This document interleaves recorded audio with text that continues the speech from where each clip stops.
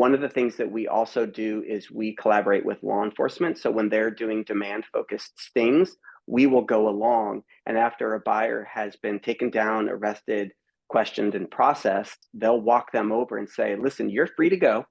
We're all done here, but the men in this room have experience talking to guys like you, and they're here to help.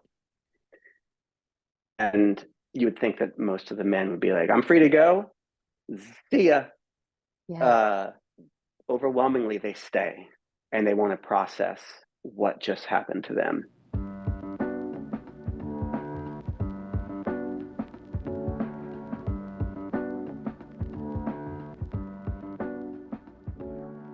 Justin, thank you so much for making some time for us today. I'm so excited to get to speak with you and for our listeners to hear this conversation that anyone tuning in is maybe expecting a fairly heavy conversation given the topic they've seen we're talking about. But part of the reason I'm so excited to talk with you is because I think there's actually so much hope to talk about within the work that you do and are doing and kind of the direction we're headed. So what led you specifically to this cause, to your work in fighting human trafficking and exploitation and working with Epik Project? Yeah, so it started off somewhere back in about 2011. The founder of Epik Project came to the church I was attending at the time and started talking about sex trafficking in specifically. And I had heard a little bit about it, Cambodia, Thailand, sex tourism kind of a thing. I had heard a little bit about it, but he was talking about right here in Portland, Oregon, that he was saying, I believe it was 106 youth that were being sold on the streets of Portland, Oregon. And at the time, I had a months-old daughter, my oldest. Mm. And I just started having this kind of visceral response to the idea of that being the world that she would be growing up in. And I just immediately connected with that as something that's important to pay attention to. And I kept paying attention. I kept being curious. And the more I pulled at that thread, just the more involved I got. For a lot of our listeners, they've heard about causes that are focusing on anti-trafficking efforts or in fighting sexual exploitation. Largely, they have not heard about organizations specifically addressing the demand. We have a campaign every July called Stop the Demand, where we focus on kind of a specific portion of demand. But for any of our listeners, can you tell us a little bit about what Epik Project does, what your work focuses on, and why that's the focus? Yeah. Okay. So just really, so it's going to be hard to tell it in that like really linear fashion because there's a whole arc of the evolution of our organization. So back in 2013, what we did is what we do is we post decoy ads on known prostitution websites. And when buyers attempt to text or call those ads, that comes directly to the technology platform that we've built to receive those, and we answer those calls and texts. Not for the purpose of setting up any kind of case against them, but simply to engage them man to man, a civilian within your community who wants to talk to that buyer about sex trafficking and the choices that they're making. And so we've been doing that since 2013. We call them cyber patrols. It's kind of what we're known for. But we have evolved long since 2013 in terms of the tactics that we take to end demand. But I think that your second half of the question is the most important one, which is why demand. And it's kind of simple.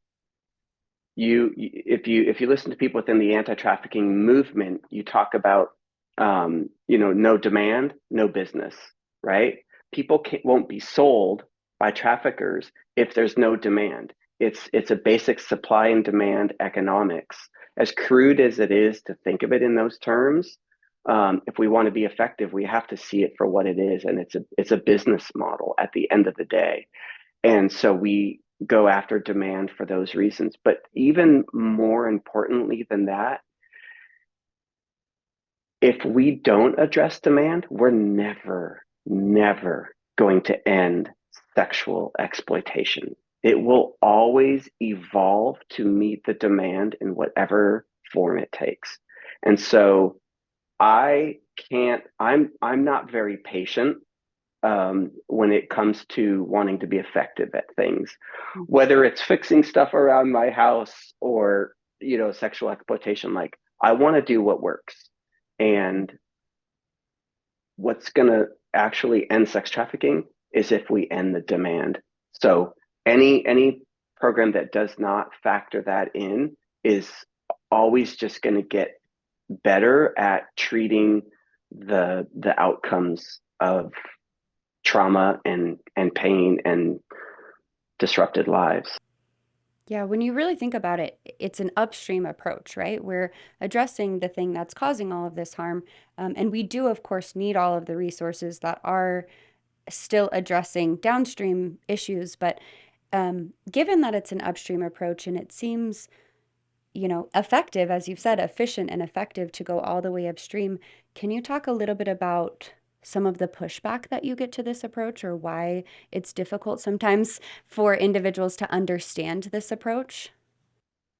I think I'd be very curious to see if the pushback we get is similar to the pushback that you all get.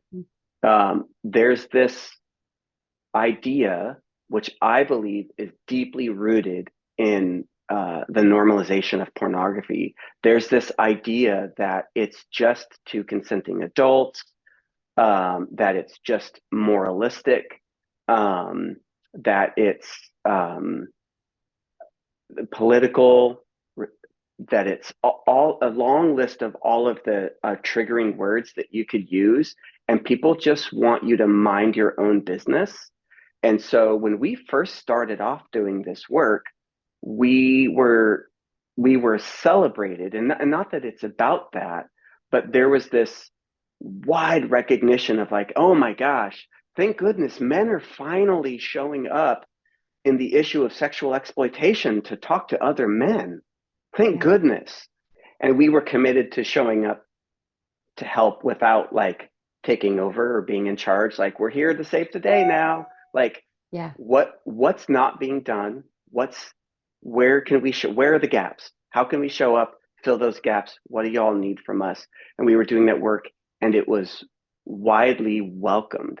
But now there's so much movement within the pro-sex narrative, within the decriminalization, in terms of legislation. We had that on the ballot a couple of years ago here in Oregon. It never actually made it to the actual election, but it was on the ballot. And there's just this perception that commercialized sexualization is totally okay. People are just paying their way through college. Leave them alone. And if you take away their demand, you're actually eroding their business. So knock it off.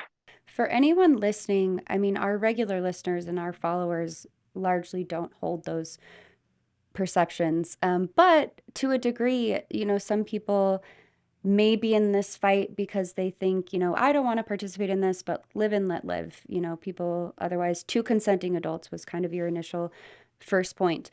For anyone who thinks that is what demand is, can you actually break down what demand actually is? A disclaimer statement that I make whenever I present about this is that demand is overwhelmingly an expectation from men for women's bodies. Are there exceptions to that? Absolutely. But overwhelmingly, it is the demand from men for women's bodies for their sexual gratification on terms that they get to define because they have the money. You mentioned pornography in this and how pornography's normalization fuels some of these ideas, but can you speak specifically to how porn fuels the demand for sexual exploitation? Yeah, and I want to be really careful here because this is not my area of expertise. We deal with men overwhelmingly that have already taken those steps to now act out in real life. Your website is filled with so many good resources um, of of the research that backs all this up. But both personally and within the context of having been training men for a decade how to engage the demand, I can tell you that pornography is overwhelmingly a part of the everyman story. We've seen it when we were young. We've grown up feeling ashamed by it, which drives us further into it. And we don't talk about it. So it becomes a secret habit. And when you have a secret, shameful, sexualized habit, it just wreaks havoc on your life. And men are not taught, or our culture does not communicate to men that when you have painful, shameful things that are in the dark, that there are safe places that you can go to talk about those things and get help. What our culture teaches men to do is go drive fast cars, go get a motorcycle, go buy sex, go get drunk, go to the game, go do all of those things in order to deal with whatever that pain is. And so pornography leads to this shame within men that causes them to go do destructive things. Um, and then they're still not getting the help. One of the things that I ask sex buyers is, does it work for you? Um, and I leave that intentionally kind of open ended to see how they respond. And so I get some of the usual, the expected kind of crude responses, but um, we'll often get like, well, yeah, it kind of works in the moment, but I don't really feel any better. Right. That's how pornography works within us to kind of keep us going. Um, so I know that there's a lot of science. Dr. Hilton does a great job of his videos are great. Your website is great. There's a lot of science behind how pornography leads to demand for commercialized sexual exploitation. But that's been my experience of it's just an integral part of um, the everyday man's experience. And I mean, you said this isn't exactly your area of expertise, but I do think you have such a unique window into the role pornography plays because, as you mentioned, it's kind of this starting piece of the equation, right? I imagine you don't talk to many, if any, sex buyers who haven't or don't consume pornography. Would you agree to that? I would agree to that just kind of based on talking to guys. I'd love to see research on that from Yeah. sex buyers. And in fact, we're talking with a potential research partner about doing pornography focused research amongst actively purchasing sex buyers. Um, so my gut just says, yeah, of course, Yeah. it's the most obvious thing on the planet that our hypersexualized, hyper pornography normalized culture is going to create more sex buyers. Yeah. And we know, I mean, anyone we speak to who has a pornography habit that's escalated, we know from research that it's an escalating behavior, right? So at some point, what initially kind of gave that high no longer gives that high. And you have to seek out more extreme things. And that is typically the cycle of how someone gets to the point where they are then, paying for sex or paying for content online. Not always, but it certainly is something we've seen a lot. Um, you're primarily, when you're saying sex buyers, correct me if I'm wrong, but you're primarily speaking about people who are paying for sex in person. Um, but what does this look like with, OnlyFans entering this space and paid content online for someone who's maybe engaging in paying for sexual content or paying for pornographic content, would you consider them to be a sex buyer based on your work and the experiences that you have? Yeah, 100%.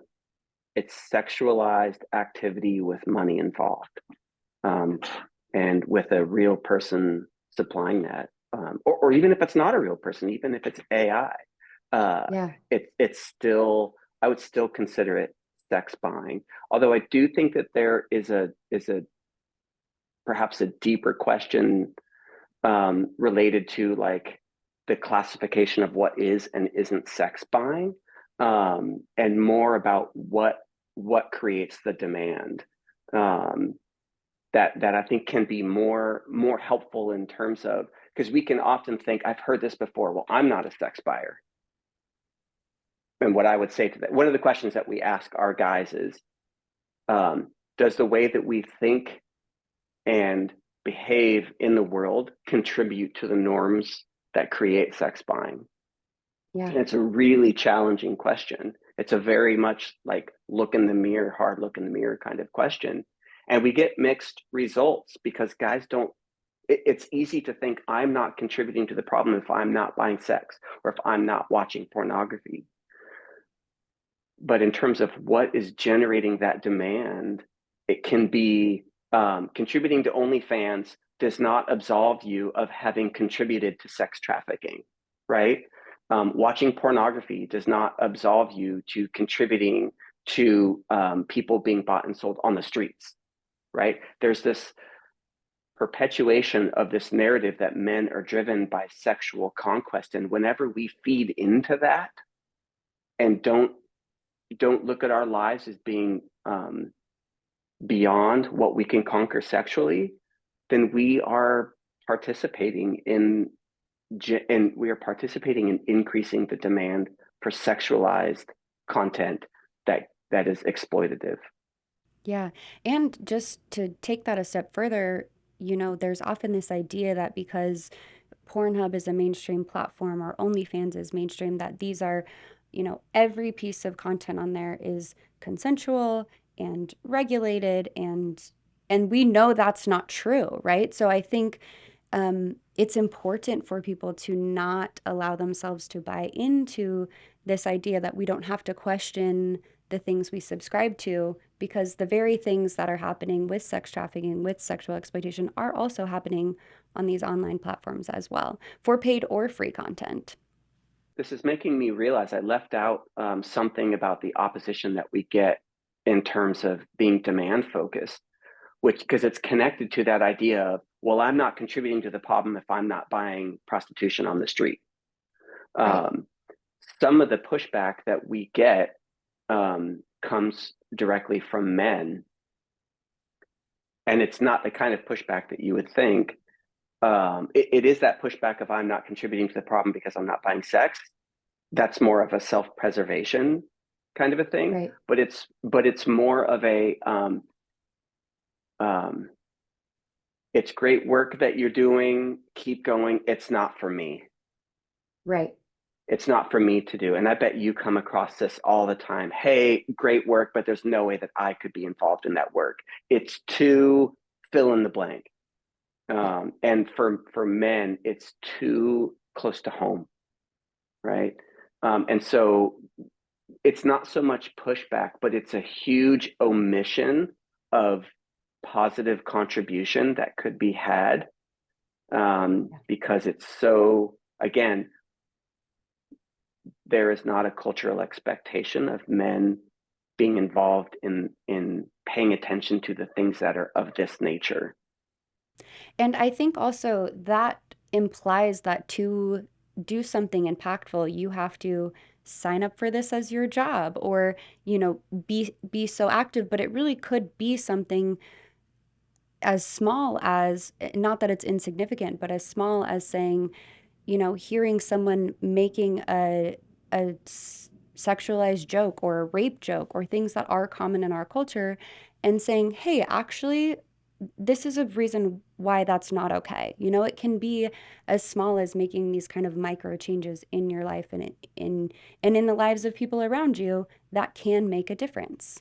Yeah, 100%. We tend to think of demand in three categories, right? And at least in terms of disruption. If we want to disrupt this demand, Yeah. we used to be all focused on combat the sex buyer at the point of purchase. And like I said, there's an evolution. So now we think of demand as combating the market wherever and however it shows up, but combating culture, and disrupting ourselves as well. Being able to have a personal disruption that says, I'm going to show up a little differently, right?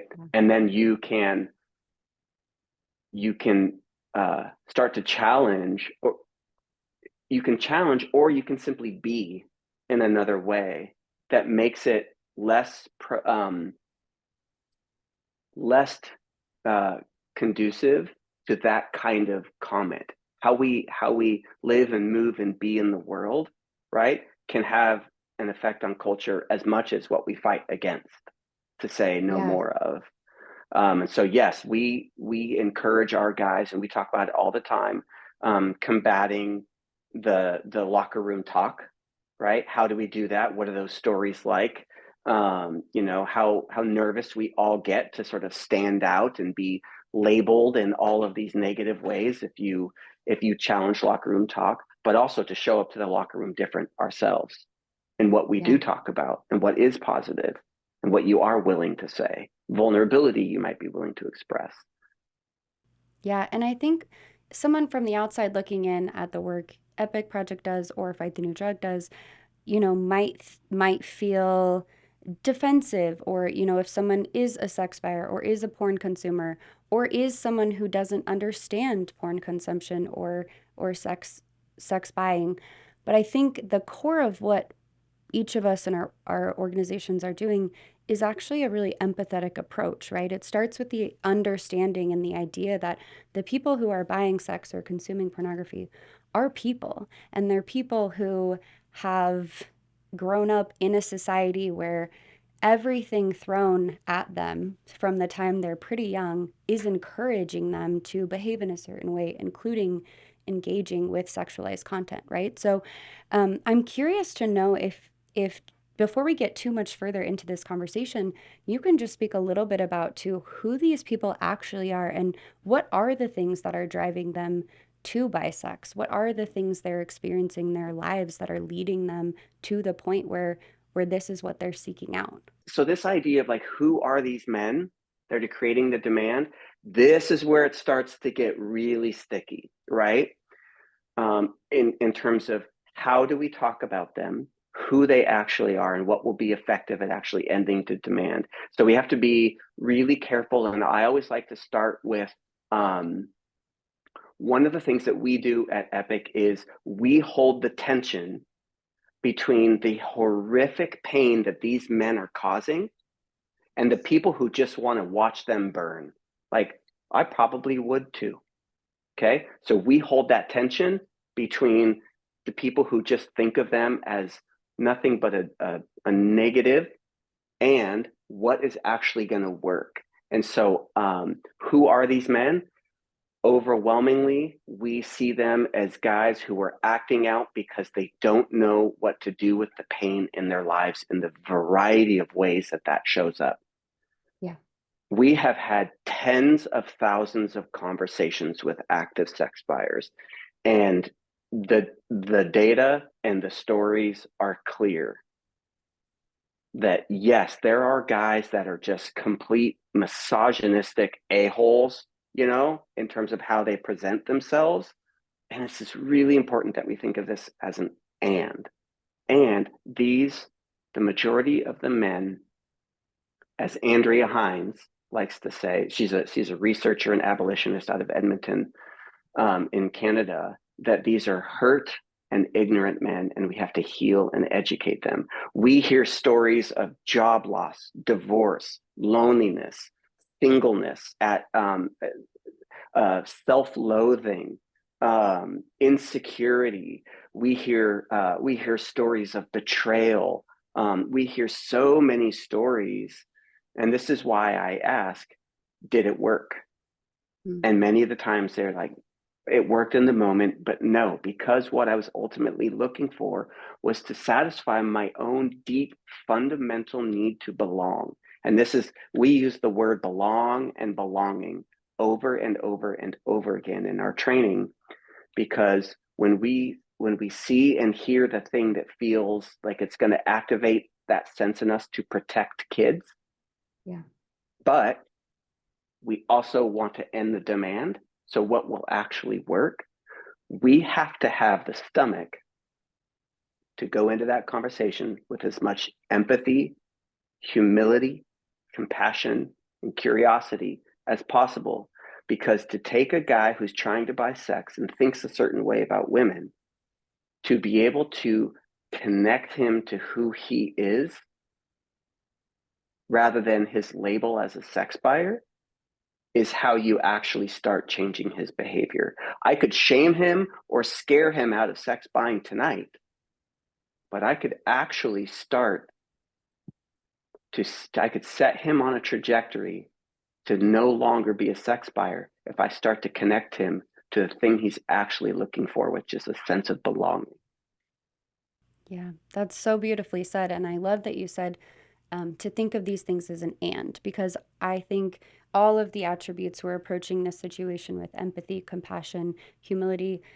Of course, we're also approaching survivors with those same attributes, right? This is, to approach sex buyers or porn consumers or anyone, this is such a multifaceted issue, right? Anyone on this side of the issue in this way does not mean we are negating what's happened on the other side. In fact, it's because we care so much about what's happened to these individuals and what's happened on the other side of this that we want to prevent it from happening to more people, right? So if we can heal, and give people a place where they no longer want to buy sex, that's going to create a much more sustainable change over time, right? And I think that's something that's hard for a lot of people who aren't as deeply involved in this work to understand sometimes, but I think it's such an important piece of understanding why we need everyone in this space and why we need to be willing to approach things in all of these different ways. Yeah. In fact, it is so when we first started, one of the things that we really insisted on was asking questions before we were even doing cyber patrols, asking questions about, okay, what is the reality of the situation? What's needed? And it was a year or two that we basically sat at the various tables as men coming to the anti-trafficking issue, trying to ask questions before we showed up with requests. And in doing so, that gave us a posture towards those that have been doing this work for decades and decades and decades, which is the survivor advocate community, the domestic violence community, and the sexual assault community. And what we learned over time is you can't take people out of a situation and then just put them in a new situation that's better and expect them to immediately adopt it and thrive, right? So we know this from victim advocates, especially, that they journey alongside these victims for a long period of time. I don't know how they do it. I seriously, people say that about me, like, I don't know how you can talk to sex buyers. I'm like, I don't know. It's not as hard. I don't know how you can go to a lunch with a 17-year-old girl, tell her how much you value her, give her whatever resources she needs, and know that when she leaves there, she's going to go back to her trafficker and she's going to be doing all sorts of horrifically objectifying things. Yeah. And I know you want to just take her home and let her sleep in a warm bed and let her have a fridge full of food and all that. And you know that it won't work. So you do it this way. You play the long game. So we have learned from that model to truly be effective. I really want to see an end to the demand. I don't want to feel good about myself and how I'm showing up. That's not the point. Yeah. So let's do what works, even though it's really stinking hard. Yeah. So much of what you're speaking to is the importance of men in this fight. We often say the the majority of perpetrators of sexual violence are men.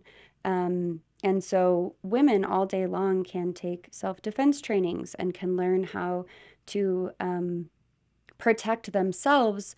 But so long as we live in a society where, there's not a shift in the way that men are thinking about this, um, there's only so much that women can do, right? And so I think this is something that where the majority of sex buyers, as you mentioned, are men, we do need men to be engaging in part of this conversation, including the men who are not sex buyers, right? So can you speak a little bit about to why it's so crucial to involve men in this fight against trafficking? Oh gosh, I don't even know where to start. and you'll have to help me with where to end because there's so much here. I mean, why is it so crucial to engage men in the fight against sex trafficking? At a basic level, because we're the ones causing harm. We're the ones causing harm, whether we're watching pornography, actively sex buying, or just passively tolerating a hypersexualized culture. We're the ones creating harm. It's our responsibility.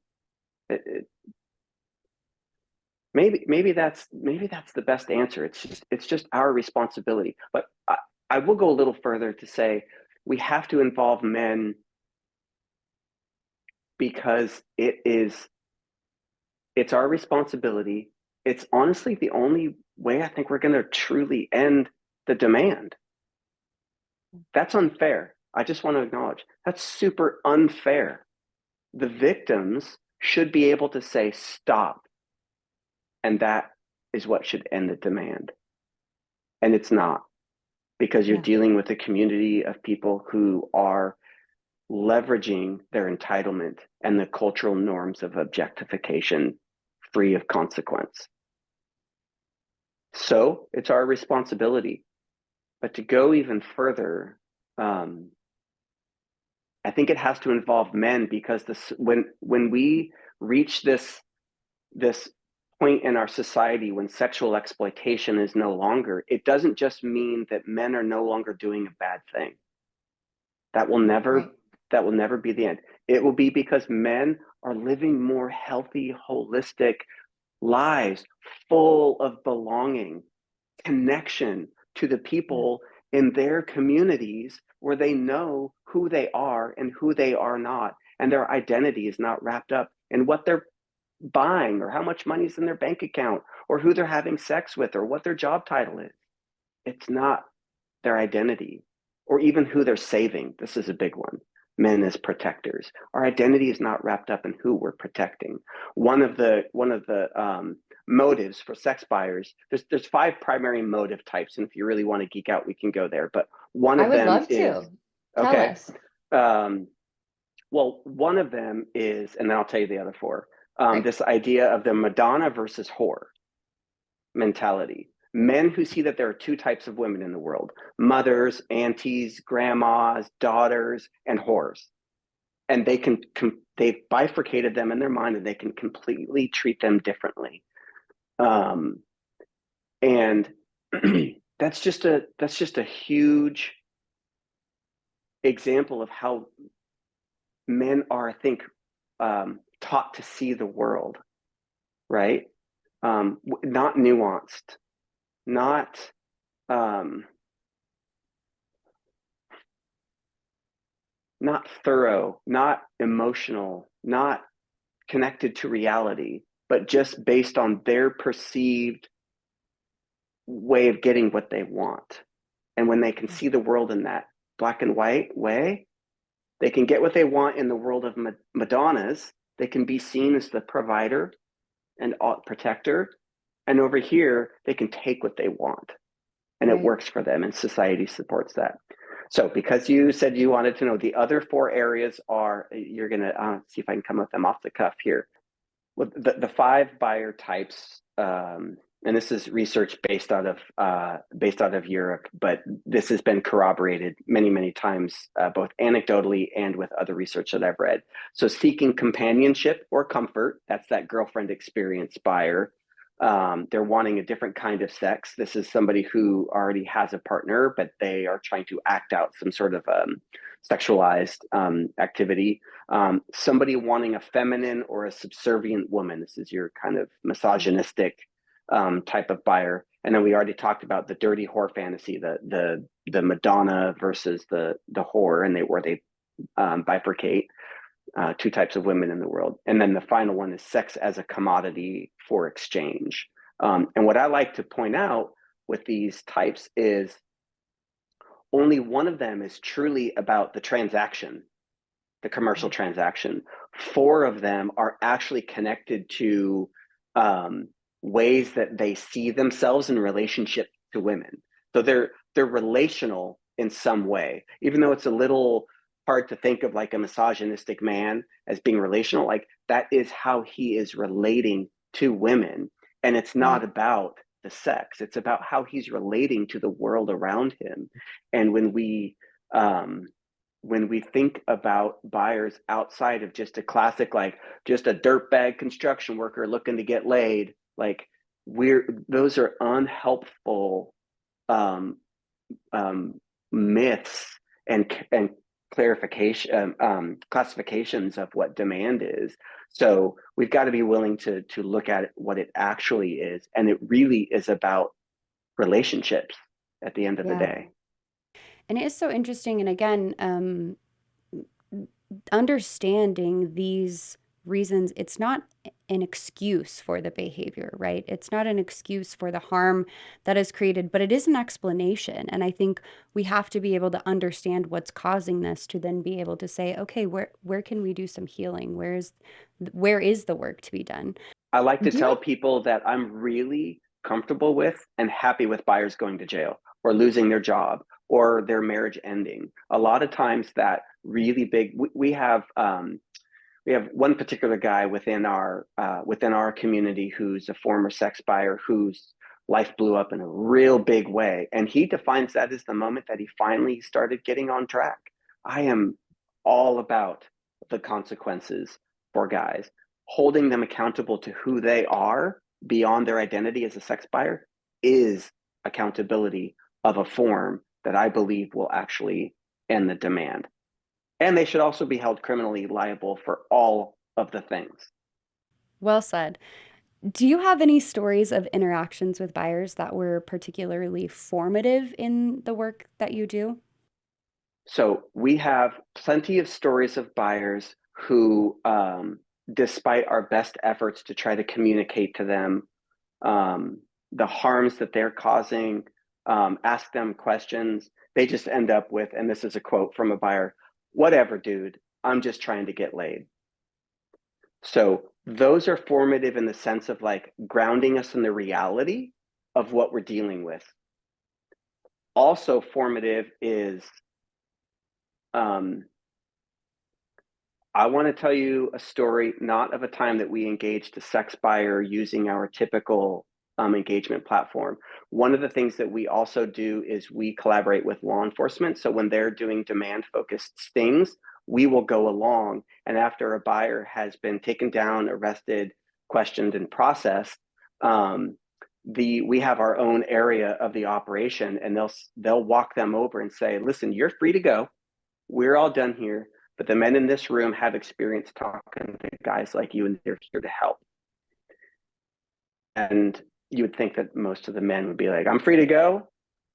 See ya." Yeah. Uh, Overwhelmingly, they stay and they want to process what just happened to them. Wow.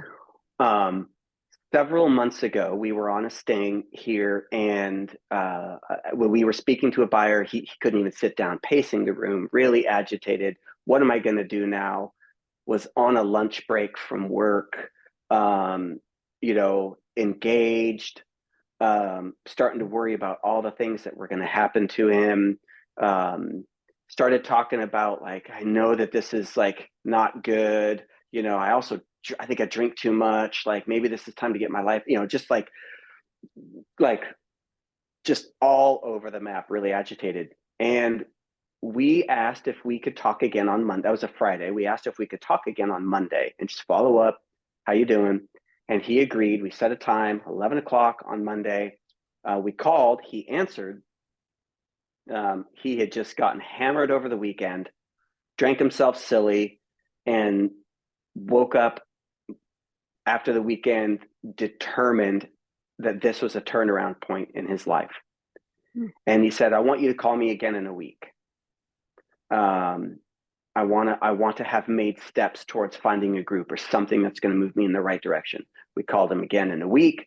He answered. He had in fact found a group, and that turned into call me again in a couple weeks, which then turned into text messages in between, the occasional phone call, how you doing? Um, he always answered. He always replied. we started hosting some events here that were aimed at generating more engagement amongst men in the community, not specifically targeting sex buyers, but just having conversations about how we as men show up in the world. He started coming to those. And one of the things that came out of those was this idea of creating a group that meets in my backyard the fourth Monday of every month. And it is intentionally designed not to be like, let's get real deep. It is also intentionally designed to not be, let's just sit around and shoot the breeze and talk about sports. It's kind of a hybrid. You're going to find community here. He has showed up to every single one and has vocalized, I need healthy men in my life. And things are going well with his engagement. Things are going well with work. Things are going well with clean and sober. And we don't talk very much about sex buying. We just talk Yeah. about being men. And it's formative for me in that it was several years ago. I told you we have kind of an evolution of like we showed up to fight the bad guys and now we've evolved. It's formative in validating our evolution that what we ultimately are looking for is finding ways to connect guys to that deeper need to belong. Are there any ways we haven't spoken about yet that Epik Project is disrupting the demand for sexual exploitation through both male civilian engagement and the buyer engagement platform you've developed that we haven't spoken about that you'd like to share with our listeners? Yeah, I mean, so we have the buyer engagement platform. We also, as I just mentioned, we collaborate with law enforcement on going to buyer stings. We also teach at our local John school, where we actually talk about the harms of pornography and its connection to sex buying. In addition to that, like even further upstream is a newer program that we have called My Friends Are Not for Sale. And that's when you should really be having my colleague Ashlyn on here. She graduated from high school a year and a half ago. And when she was in high school, co-founded this program, which is basically youth looking out for youth, noticing the signs of grooming, raising awareness. And as that has evolved, she is now employed with the Epik Project. And we are trying to spread My Friends Are Not for Sale within high school and middle school communities. And one of the neatest developments from that is the young men that are showing up. So if you want to talk about ending the demand, you start talking to high school boys and middle school I want to be really careful to say in very age appropriate ways. Right. We don't blast in showing pictures talking about prostitution and sex trafficking. But in age appropriate ways, giving young men ways to just talk about who they are, how guys show up in the world, what they think about relationships, what they think about sex. Becomes that's more of a high school conversation. It just becomes really, really cool. So the stories that are coming out of My Friends Are Not for Sale is really hopeful and really promising. However, one of the biggest changes that we're making is not shifting away from, but adding to this idea that men showing up to combat the thing, like you call yourselves fighters, right? Mm-hmm. Yeah. Adding to this idea that we're here to fight a thing. And one of the ways that we fight a thing is that we grow in Yeah. who we are. And so we have what's called the Better Man Story Initiative. And it's a variety of different ways. Rather than us telling you, here's a volunteer role you can fill to do this specific thing, it's cultivating conversations for how men are showing up in the world and finding out, well, who are you? What is your strength? How are you unique? And how will you use that to do things in the world that make our society that makes our society inhospitable to sexual exploitation? So we're trying to like broaden our horizon of what it means because we hear from law enforcement officers all the time, you can't arrest your way out of trafficking. And I've Yeah. come to believe, and after over a decade of talking to sex buyers at the point of purchase, we can't cyber patrol our way out of trafficking either. We can't end demand by talking to individual sex buyers at the point of purchase. I think it's really critical, right? Yeah. I think that the leveraging technology can help what we do at scale.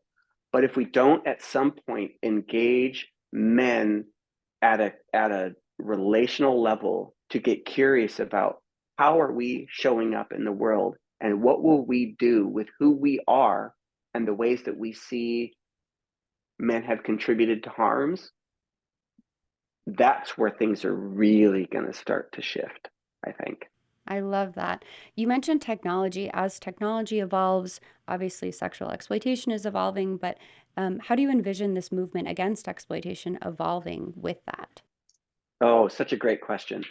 Um, I think that the movement is really hungry for tools that are going to help take what we're all trying to do with our blood, sweat, and tears to do at scale.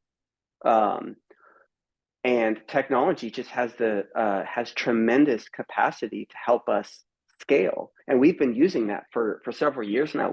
We've been scaling through the power of technology.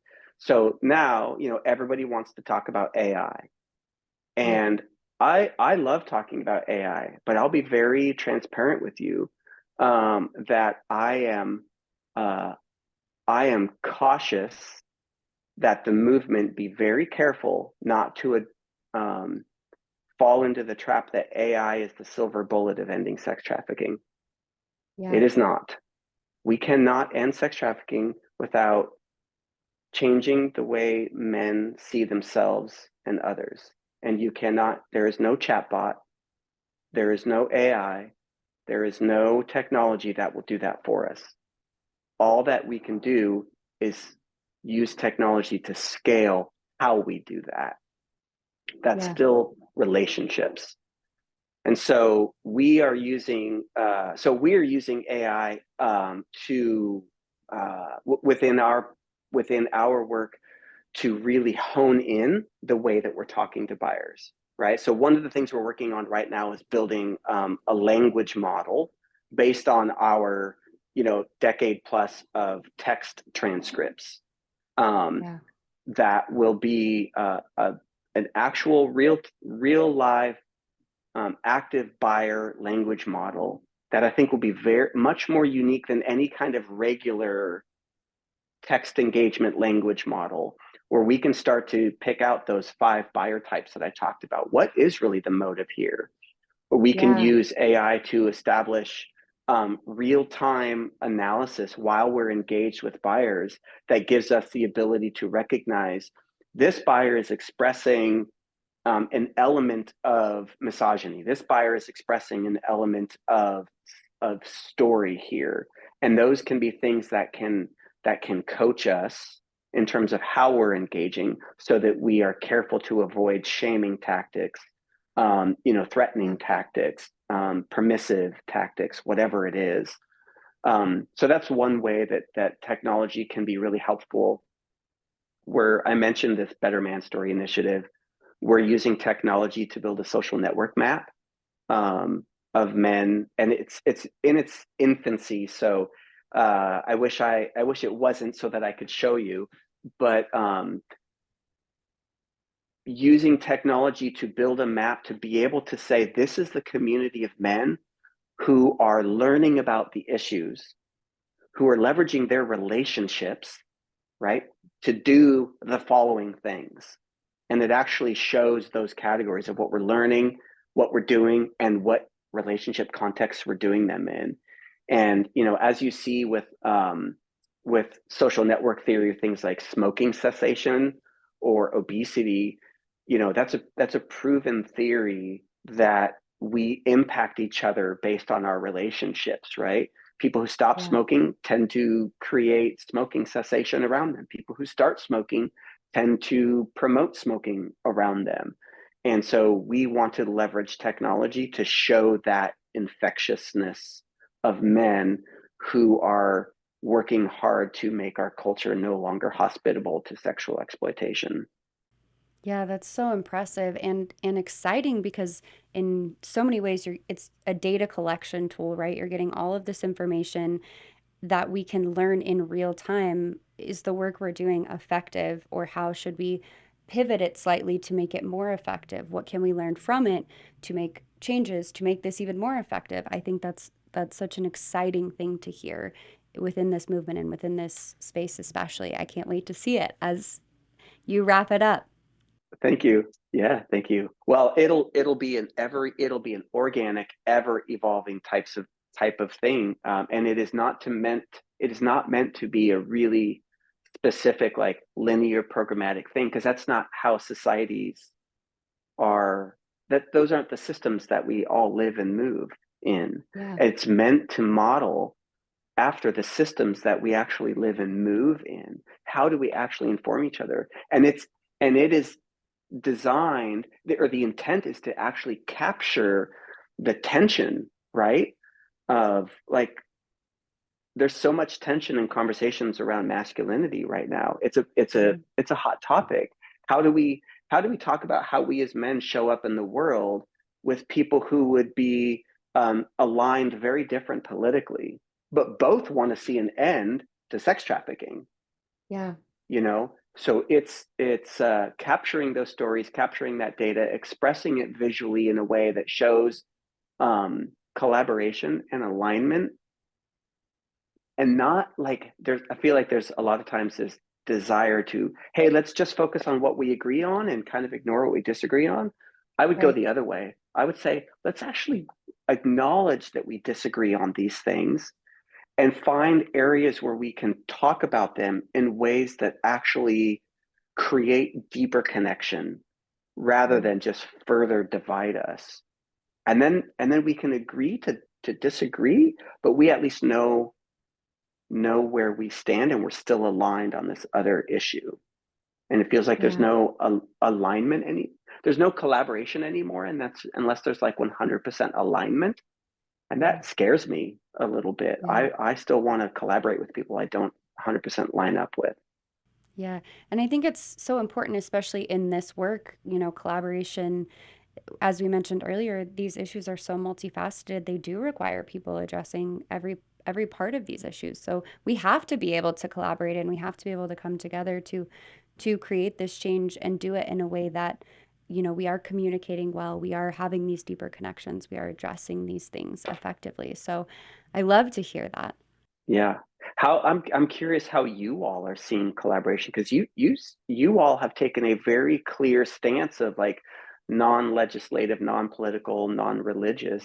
Has that has that opened or closed doors for collaboration? It's so interesting. Fight the New Drug is non-legislative. That, any legislation already existing to regulate already illegal forms of sexual exploitation. We obviously support efforts taken to support or, prevent harm to children. We obviously support uh, regulation of things that are already in place to keep people safe. We obviously support all of those things. Taking a non-legislative stance for us, our co-founders back in 2009, at that time, no one was really addressing the topic of pornography with teenagers, which is kind of our target focus, in a way that was really just only about, hey, this is something we're experiencing together as peers, and what can we do to no longer experience this. So in focusing on that, we really wanted to, or our co-founders wanted to create a space that didn't have any barriers of entry, right? It wasn't, well, this is only for people who believe this thing or subscribe to this ideology. It was, let's remove those barriers and create a space where even if we do disagree, as you've just mentioned, even if we disagree on things, we can all come together, because this is something that can affect anyone. Pornography, the harms of pornography do not discriminate. Anyone can be impacted negatively by pornography, regardless of any diversifying factor. So we really believe that anyone should have access to information about the harms of pornography, regardless of any diversifying factor as well. And I will just add, one thing in to say policy is obviously really an important piece of solving these issues. It's not that we don't think that's true, but there are so many other people doing work in those spaces that we don't need that to be our focus. Our focus can be the the thing that we can do in kind of our piece of the puzzle while other people work on other pieces of this issue. So that's actually why we think collaboration is so important, is because no one of us can do everything. Yeah, I love that. That is so great to like, yes, we value this. We could invest in it, but other people are already investing in it. How can we support them? We've Yeah. we've we've taken that similar approach, and in fact, it was our good friend Rebecca Bender who was early on was coached us really strongly in like find your lane, stay in your lane, get good at your Yeah. lane, and if you have to add a new lane, add a new lane, but Yeah. know your lanes, and don't Yeah. burn yourself out trying to run in all the lanes. I love that. So that would Yes. be why. Similarly, that is why we rarely we have gotten into, particularly when decriminalization came on the Oregon ballot, we got involved Good. legislatively, but still through trying to activate communities of men to be the voices.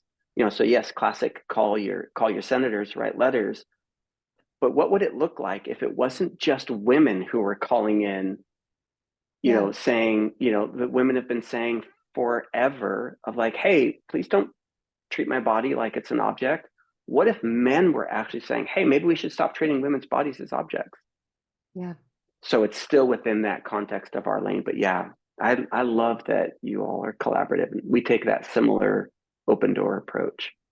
One thing we always ask, for our listeners or anyone else out there who wants to get involved in these addressing these issues, but as we mentioned earlier, sometimes it feels too big and too scary.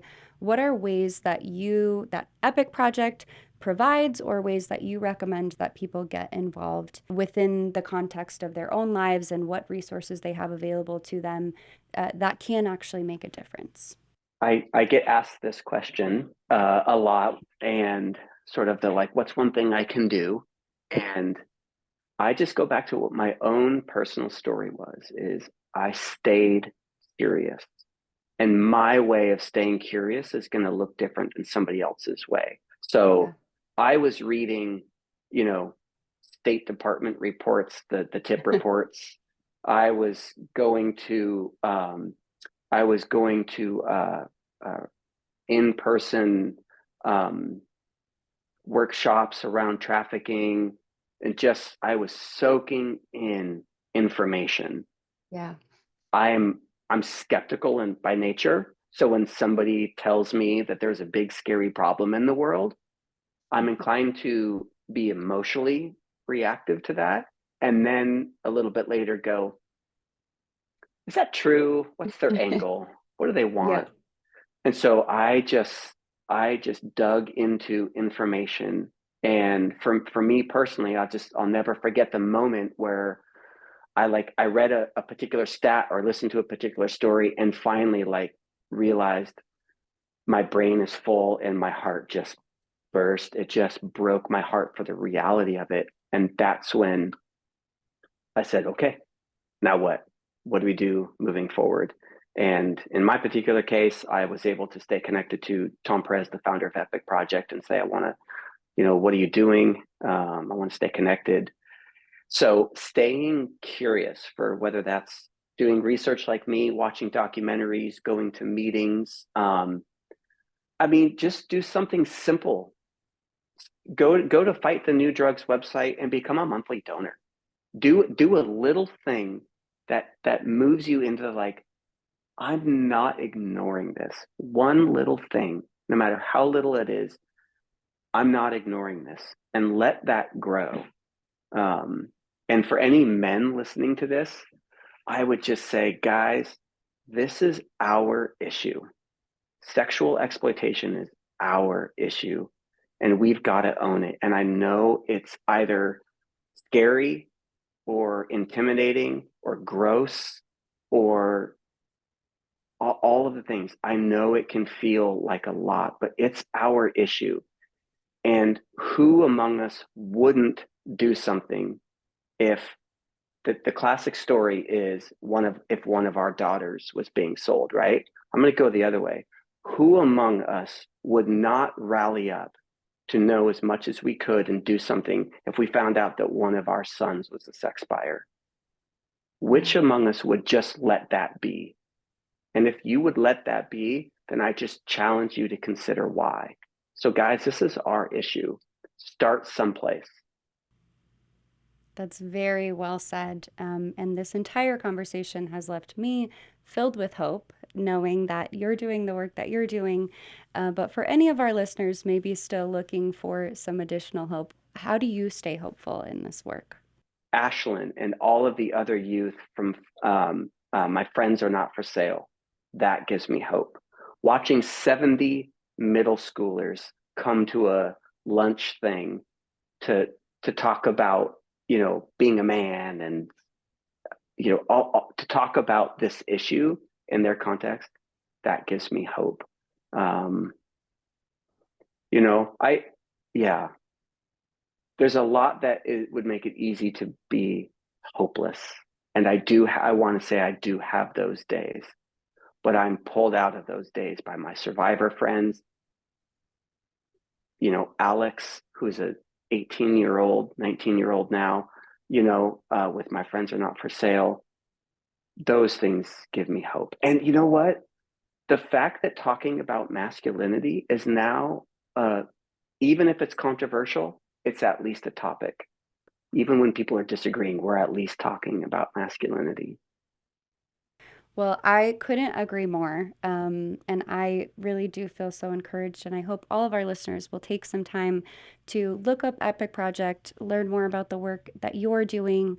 And as you mentioned, stay curious, learn about these issues, visit your website, see, stay curious about how, if you're a parent, you could address this topic in an age appropriate way with your youth starting at a young age, right? Um, if you have friends, which hopefully we all do, you can be curious and learn how you can address this with your friends in appropriate ways and easy ways and small ways that do ultimately have a ripple effect and help create this change over time.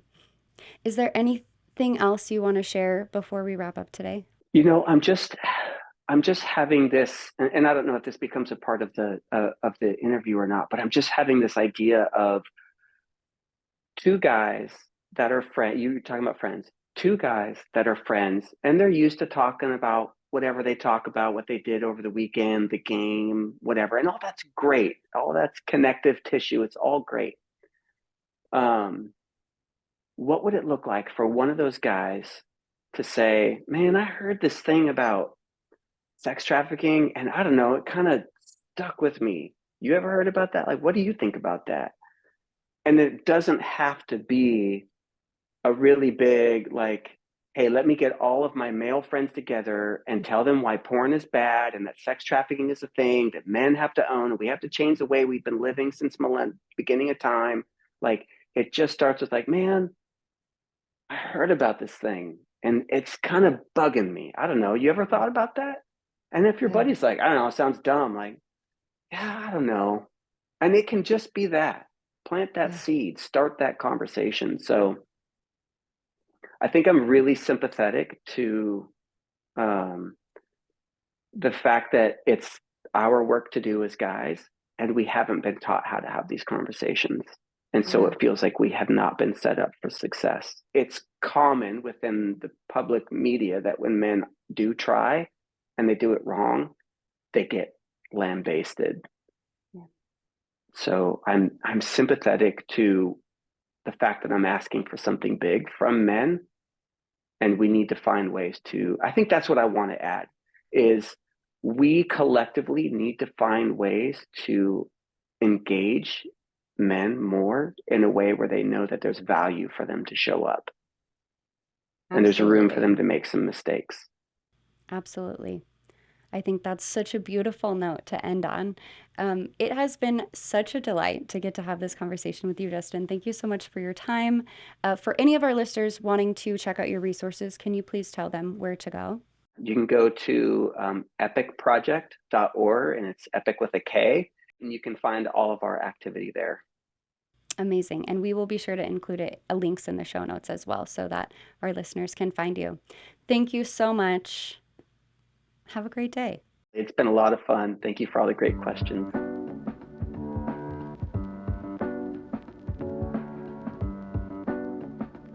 Ever wonder what the bigger picture is when it comes to porn? Episode 3 of our documentary series Brain Heart World, called The World, zooms out to show how porn impacts society as a whole, from fueling human trafficking to perpetuating violence and exploitation. This episode connects the dots between individual actions and global consequences, making it clear that our choices matter more than we might think. Watch the Brain episode for free at ftnd.org/thebrain. That's ftnd.org/thebrain. Join our community of monthly donors, helping others recognize how porn can impact them, their relationships, and their communities. Join Fighter Club for as little as $10 a month to help us continue our efforts. Visit ftnd.org to learn more. Listen to the following testimonial on how Fight the New Drugs resources helped one couple overcome their struggles with porn. Fighter Club has given me hope. I am always needing a reminder that healing is possible and that people can change. No one is stuck watching porn forever. My boyfriend and I have grown so much stronger because of our teamwork, and he is so much healthier and happier now than ever. If it weren't for Fight the New Drug, we wouldn't have gotten the resources that we needed to fight. It has been amazing being on the receiving end of hope, but it is even more fulfilling to be on the giving end. Thanks for joining us on this episode of Consider Before Consuming. Consider Before Consuming is brought to you by Fight the New Drug. Fight the New Drug is a non-religious and non-legislative organization that exists to provide individuals the opportunity to make an informed decision regarding pornography by raising awareness on its harmful effects, using only science, facts, and personal accounts. Check out the episode notes for resources mentioned in this episode. If you find this podcast helpful, consider subscribing and leaving a review. Consider Before Consuming is made possible by listeners like you. If you'd like to support Consider Before Consuming, you can make a one-time or recurring donation of any amount at ftnd.org/support. That's ftnd.org/support. Thanks again for listening. We invite you to increase your self-awareness, look both ways, check your blind spots, and consider before consuming.